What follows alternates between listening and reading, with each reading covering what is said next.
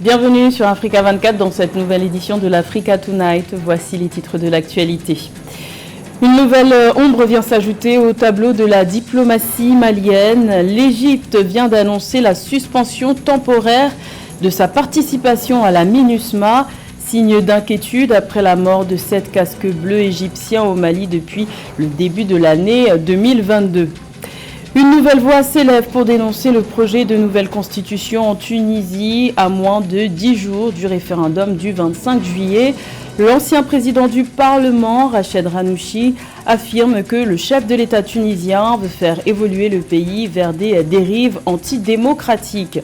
Et le Bénin reçoit du soutien du Fonds monétaire international dans l'élaboration de son plan national de développement 2018-2025. Un accord de 42 mois a été approuvé par le FMI d'un montant de 638 millions de dollars. C'est une annonce qui fait écho à la décision prise le 14 juillet par le Mali de suspendre les rotations de la MINUSMA. L'Égypte a décidé de retirer temporairement son contingent de la mission de maintien de la paix de l'ONU déployée au Mali. Une mesure qui prendra effet dès le 15 août prochain. Les explications dans ce sujet de la rédaction.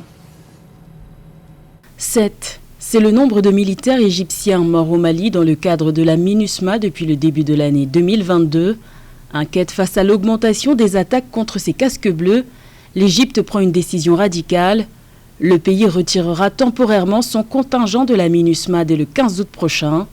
L'annonce a été faite lors d'une conférence de presse le 15 juillet à New York par le porte-parole adjoint du secrétaire général de l'ONU.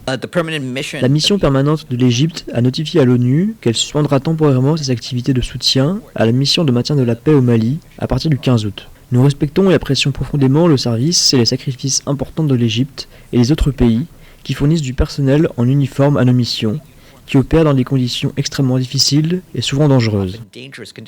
La décision de l'Égypte intervient un jour après que les autorités maliennes ont ordonné la suspension des rotations des casques bleus. Cette mesure effective depuis le 14 juillet concerne les contingents militaires et policiers. Elle a été prise suite à l'interpellation de 49 militaires ivoiriens à l'aéroport de Bamako le 10 juillet, arrêtés à la descente d'un avion dans un contexte de sécurité nationale.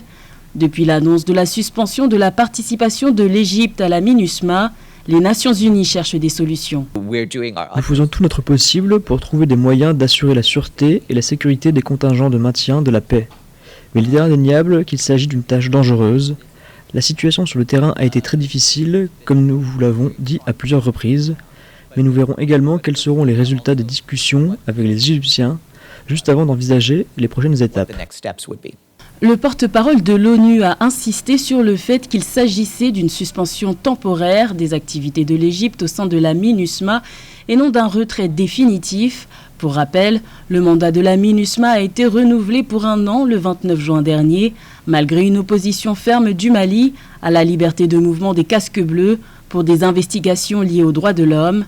La MINUSMA est présente au Mali depuis 2013. Elle compte près de 15 000 soldats et policiers d'une 50aine de pays contributeurs.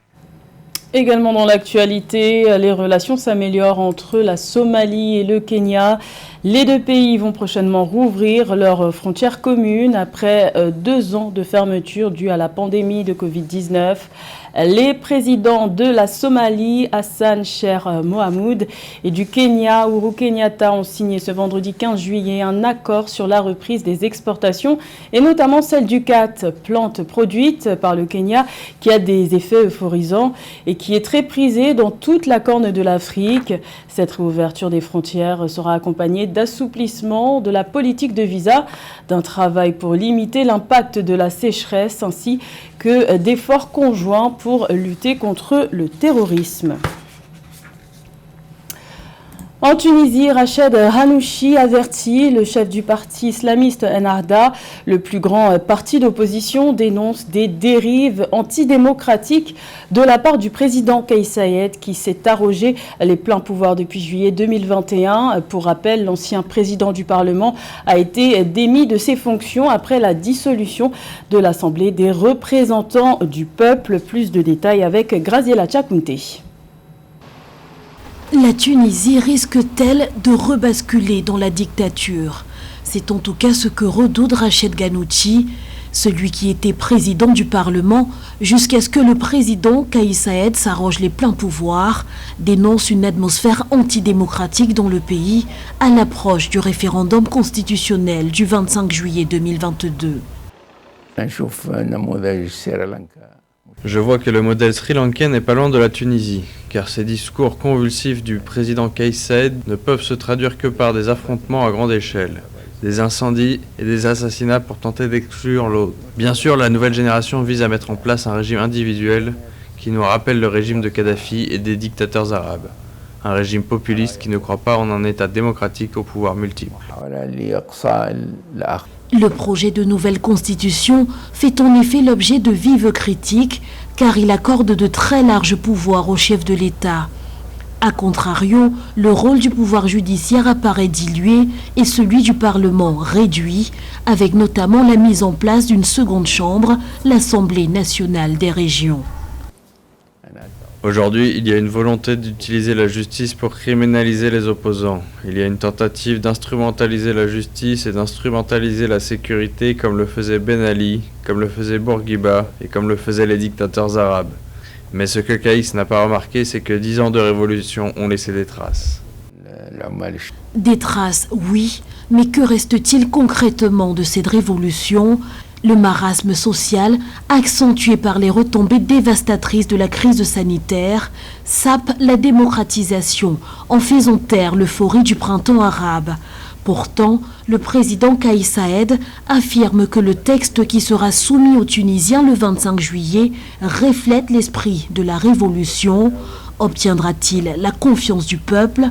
Rien n'est moins sûr, puisque l'opposition et une partie de la société civile appellent au boycott. C'est une entente sans précédent pour le Bénin. Un accord de 42 mois d'un montant de 638 millions de dollars a été signé le 8 juillet avec le Fonds monétaire international. Ces fonds serviront à soutenir le plan national de développement 2018-2025, axé autour notamment de la réalisation des objectifs de développement durable. Ils devront également aider à faire face aux défis sécuritaires. Un sujet de Nathalie Moho. Fort de ses acquis en matière de responsabilité budgétaire, le Bénin a signé un accord inédit de 42 mois d'un montant de 638 millions de dollars au titre du mécanisme élargi de crédit et de la facilité élargie de crédit du Fonds monétaire international. Une enveloppe destinée à soutenir le plan national de développement 2018-2025 ainsi qu'à accélérer la riposte du Bénin face aux défis économiques et sécuritaires résultant de récentes attaques terroristes dans le nord du pays. Le nouveau programme intervient à point nommé. En effet, il va permettre au Bénin de faire face aux besoins de financement urgents, notamment liés aux effets persistants de la pandémie de la Covid-19, la cherté de la vie due à la guerre en cours en Ukraine et les risques sécuritaires à caractère régional. L'accord signé le 8 juillet 2022 a permis au Bénin d'accéder à un décaissement immédiat d'environ 143 millions de dollars de droits de tirage spéciaux. Le financement à taux presque nul va permettre la soutenabilité de la dette du pays tout en améliorant la mobilisation des recettes fiscales nécessaires à la réalisation des projets de l'État dès 2023. Elle permettra de générer des ressources nécessaires pour étendre davantage l'accès des populations aux services sociaux de qualité à travers le Bénin, et ce, tout en préservant la soutenabilité de la dette publique qui est critique pour les générations futures. Le gouvernement béninois a souscrit à un nouveau programme soutenu par le FMI. L'institution financière va accompagner le pays dans son ambition d'amélioration de l'état de droit et de la gouvernance pour une croissance soutenue et inclusive tirée par le secteur privé, conjuguée à la rationalisation des dépenses publiques.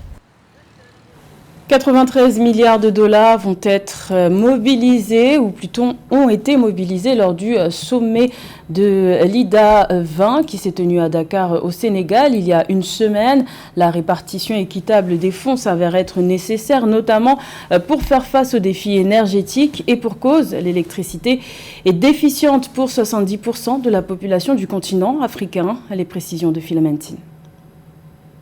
Les perspectives énergétiques en Afrique 2021 révèlent qu'environ 600 millions de personnes ne sont pas raccordées au réseau électrique en Afrique. À cet effet, réussir une transition énergétique basée sur le renouvelable est l'une des priorités du continent. Je rappelle que les Africains sont engagés de manière très forte sur le renouvelable. Mais dans un pays, le seul renouvelable ne saurait assurer le développement d'un pays. Donc il faut une énergie de base. Et cette énergie de base, comme dans tous les pays du monde, elle ne peut venir que pour le moment, ou du fossile, ou du nucléaire, ou du gaz. Tenues dans un contexte de crise profonde, les assises du sommet IDA 20 pour l'Afrique ont pour but d'examiner les modalités d'utilisation optimale des ressources au titre de la reconstitution des ressources du programme de l'Association internationale de développement. Ainsi, les priorités et l'enveloppe financière d'IDA 20, dotée de 93 milliards de dollars, portent sur les problématiques urgentes du continent, notamment une transition énergétique juste et équitable. À cet effet, le président sénégalais Macky Sall a plaidé auprès de la Banque mondiale pour une bonne prise en compte de la question de l'énergie. Depuis janvier, nous nous battons pour qu'il y ait une transition énergétique juste et équitable, que le gaz soit frappé du label vert. S'agissant donc de l'utilisation de ces ressources, nos urgences et priorités sont assurément nombreuses. Parmi elles, il y a l'exploitation de nos ressources pour une transition énergétique juste et équitable. La déclaration de Dakar, intervenue à l'issue de ce sommet, se veut un appel à l'action pour que le continent puisse, dans l'utilisation et dans des délais rapprochés, absorber les ressources IDA 20. Rappelons qu'un montant d'environ 60 milliards de dollars non encore optimisé a été mobilisé en faveur des pays africains lors des reconstitutions intérieures des ressources de l'IDA. Dans le reste de l'actualité, en Namibie, le président Edge Gengob a annoncé ce vendredi 15 juillet la levée de toutes les restrictions imposées en raison de la pandémie de Covid-19. Cette annonce a été faite à l'occasion du 45e point presse public du pays sur la situation de la pandémie de Covid-19. L'intensification de la campagne de vaccination a également été annoncée.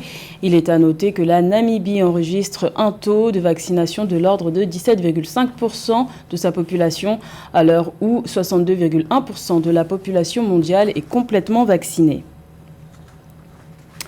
Le regain de violence dans la région de Cabo Delgado entraîne de nouveaux mouvements de population au Mozambique. En juin dernier, 30 000 nouveaux déplacés internes ont été comptabilisés, un triste record pour l'année 2022. Rappelons que l'insécurité persistante qui prévaut dans cette région a contraint près de 800 000 personnes à abandonner leur maison depuis octobre 2017. Le point avec Samantha Saberou-Saboubanga. Les violences qui sévissent à Cabo Delgado, province au nord du Mozambique, ont obligé 800 000 personnes à abandonner leur maison pour des raisons d'insécurité. En juin dernier, 30 000 nouveaux déplacés internes ont été comptabilisés. Un triste record pour l'année 2022, selon les données de l'ONG britannique Save the Children, publiées le 8 juillet. La situation au Mozambique est guère rassurante à différents égards. Tout d'abord, le nombre de déplacés qui continue à affluer, la stratégie de terreur déployée par les terroristes, tout d'abord à l'extrême nord du Mozambique, qui continue donc à continuer un exode massif des populations, qui se retrouvent par ailleurs exposées à une grande fragilité dans les accès aux produits de première nécessité. Et par ailleurs, l'État ne parvient pas à proposer des solutions durables pour protéger ces familles et pour qu'elles ne se retrouvent pas dans une extrême pauvreté. Tout au long du mois de juin 2022, à Cabo Delgado, la peur des violences, suivie d'attaques confirmées, a entraîné des mouvements massifs de personnes en provenance de zones proches de la capitale provinciale, Pemba. Cette province du nord-ouest du Mozambique était pourtant auparavant considérée comme relativement stable, notamment dans les districts d'Ankwabe et de Chiuré. Cela vient mettre en exergue les limites du Mozambique, notamment dans sa gestion économique, puisqu'aujourd'hui, nous savons que le pays doit conjuguer non seulement la pauvreté endogène du pays, mais par ailleurs, les chocs exogènes qu'il y a pu avoir aussi bien avec la crise sanitaire et puis maintenant avec la guerre en Ukraine et les problèmes d'importation auxquelles est exposé le Mozambique, cela ne vient pas aider la situation du pays.